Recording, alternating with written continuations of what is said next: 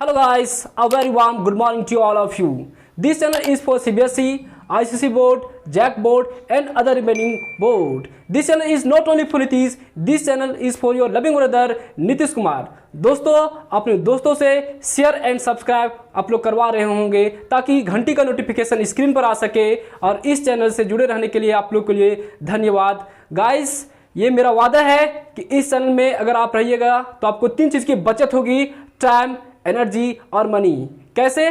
Time जो है आपको ना तो आपको मार्केट जाने की जरूरत पड़ेगी, ना तो आपको दिल्ली जाने की जरूरत पड़ेगी, ना पटना जाने की जरूरत पड़ेगी. ये आपको समय की बचत होगी. एनर्जी आपका जो है आपको एफर्ट लगाने की जरूरत नहीं पड़ेगी कि साइकिल से बाजार जाए आए. ठीक है. और तीसरा चीज़ जो है वो आपका है मनी. आप आराम से हेडफोन लगाए और घर में आराम से टेबल पर बैठ के आराम से इस वीडियो को देखें. ये मेरा गारंटी है कि आपको ट्यूशन करने की जरूरत नहीं पड़ेगी. Welcome to all of you. चलते हैं गाइस, आज एक नया टॉपिक है, डिस्कस करते हैं. टॉपिक का नाम है आपका father of double entry system किसे कहा जाता है. बहुत ही अच्छा टॉपिक है, बहुत ही लाजवाब क्वेश्चन है कि who is father of double entry system, या बोल सकते हैं कि अकाउंटेंसी के जन्मदाता किसे कहा जाता है.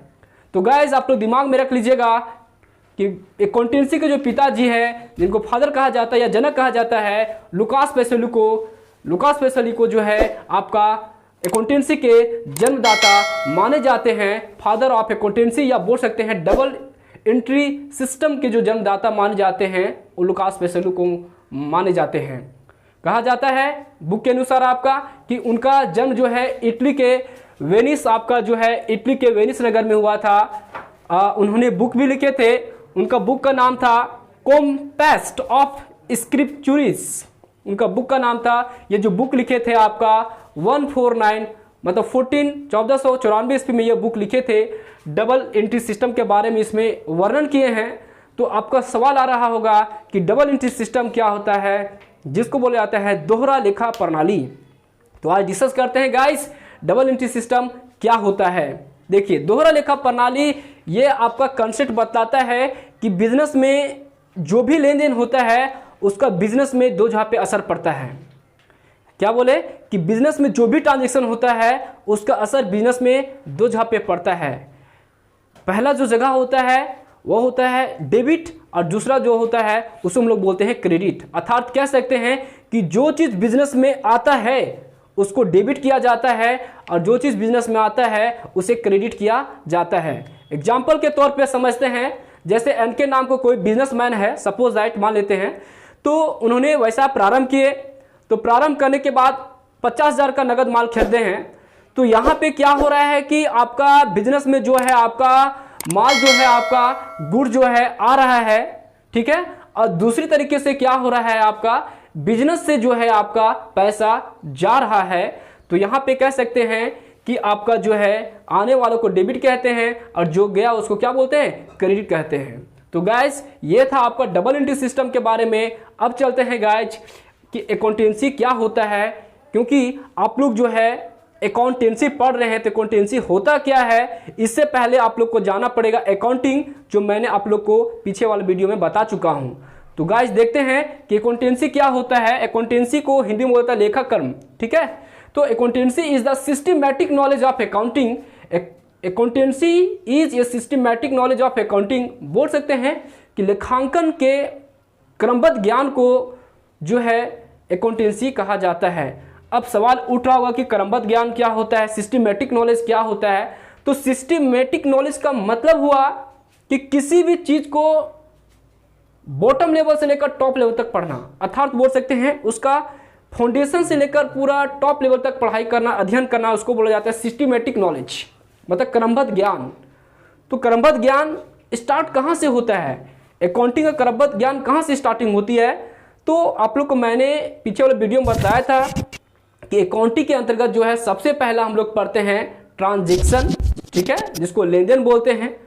उसके बाद क्या पढ़ते हैं, आपका जर्नल पढ़ते हैं. उसके बाद क्या होता है, लेजर होता है. लेजर के बाद क्या पढ़ेंगे हम लोग, ट्रायल बैलेंस पढ़ेंगे.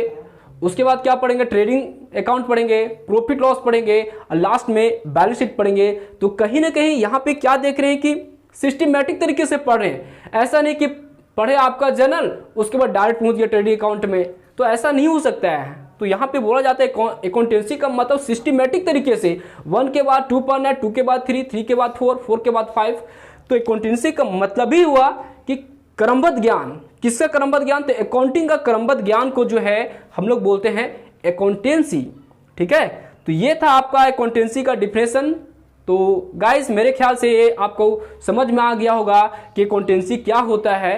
तो गाइस देखिए, आप लोग को मैंने बोला था कि वीडियो के अंत तक बने रहने के लिए आज भी मैंने आप लोग के लिए एक आपका कोटेशन लाया हूं जो बहुत ही आप लोग के लिए फ्रूटफुल होगा, बहुत ही इंपॉर्टेंट होगा, लाइफ के लिए आपको टर्निंग पॉइंट होगा।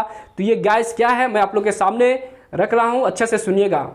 जिंदगी में आपको जो काम आपको पसंद लगता है उस काम को करना सीखिए। जिंदगी में जो आप काम को पसंद करते हैं उस काम को कीजिए, बहुत आगे तक जाइएगा। दुनिया में ऐसा कोई भी व्यक्ति नहीं है जो अपना काम के पीछे बहुत अच्छे तरीके ध्यान दिए हैं उसके बाद महान नहीं बन पाया, ऐसा नहीं रहा है। दुनिया में जो व्यक्ति को जो काम पसंद लगा है उसी काम से आगे बढ़े हैं। बहुत सारे एग्जाम्पल हैं। जैसे आपको मान लेते हैं कि बनना है आपको क्रिकेटर, आपको अच्छा लगता है क्रिकेटर, तो आप क्रिकेट के पीछे ध्यान दीजिए। क्रिकेट में एक से एक लोग बने हुए हैं, हमारे मास्टर ब्लास्टर हो गए, विराट कोहली हो गए, रोहित शर्मा हो गए। ठीक है, उसी तरह आपको लगता है नहीं मेरे को एजुकेटर बनना है, तो आपके सामने तो प्रसिद्ध है क्योंकि 5 सितंबर आ रहा है, आप लोग को मालूम डॉक्टर सर्वपल्ली राधाकृष्णन एक बहुत ही महान आपका टीचर है ना। उसी तरह मान लेते हैं कि आपको बैडमिंटन में जाना है, तो आप लोग नाम सुने हुए हैं पीवी सिंधु का नाम। उसी तरह आपको मान लेते हैं तीरंदाजी में जाना है, तो वहाँ पे आर्चरी में जो है आपका दीपिका कुमारी आपका प्रसिद्ध है। तो आपको मान लेते हैं कि आपका बॉक्सर में जाना है, तो आप लोग तो जानते हैं बजरंग पुनिया हो गए। उसी तरह आपको जिंदगी में मान लेते हैं कि भाला में जिसको हम लोग बोलते हैं जेविलियन बोलते हैं, तो अब जो है गोल्ड मेडलिस्ट जो जीते आपका नीरज कुमार। तो कहने का मतलब क्या हुआ कि जिंदगी में आप जो काम को पसंद करते हैं उस काम को जो है आप दिल पूर्वक कीजिए, तो ऑटोमेटिक है कि आप जिंदगी में बहुत ही सफल और महान व्यक्ति बनेंगे, ये मेरा गारंटी है। तो गाइस इस चैनल से जुड़े रहने के लिए आप लोग को धन्यवाद।